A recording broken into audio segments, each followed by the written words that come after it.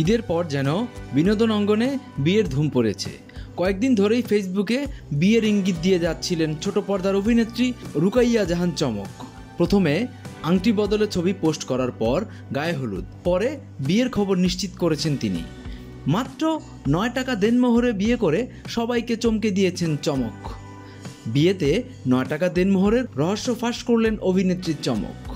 গত সোমবার 17 জুন লাল পোশাকে আংটি বদলের ছবি পোস্ট করেন অভিনেত্রী। এরপর ফেসবুকে গায়ে হলুদের ছবি শেয়ার করে চমক লিখেছেন, আজ কন্যার গায়ে হলুদ, কাল কন্যার বিয়ে। গত শুক্রবার 21 জুন হবু স্বামীর সঙ্গে দুটি ছবি প্রকাশ করে লিখেছেন, তাহার সঙ্গে বেঁধেছি আমার প্রাণ। সেই ধারাবাহিকতায় এবার চমকের পরনে লাল টুকটুকে শাড়ি আর বরের সাদা পাঞ্জাবিতে দেখা গেছে কোনো এক মাদ্রাসায়। সেখানে সাদামাটা আয়োজনে বিয়ে করেছেন তারা। জানা গেছে বিয়েতে মাত্র 9 টাকা দেনমোহরের ধার্য করা হয়েছে চমকের ইচ্ছেতেই। শনিবার সামাজিক মাধ্যমে চমক লিখেছেন, আমার জন্ম 9 তারিখ, তাই সংখ্যাটি আমার লাকি নাম্বার।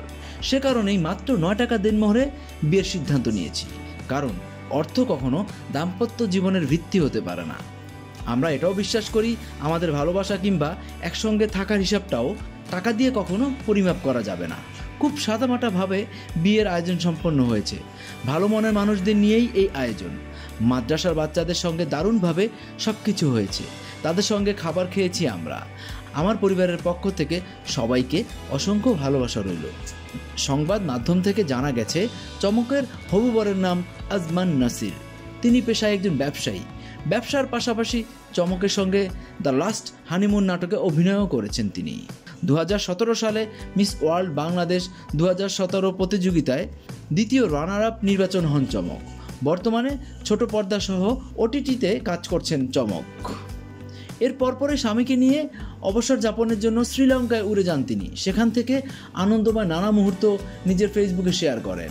বিয়ের খবর প্রকাশের পর শুভকামনা যেমন পেয়েছেন, তেমনি নেটিজেনদের নেতিবাচক মন্তব্যের শিকারও হয়েছেন।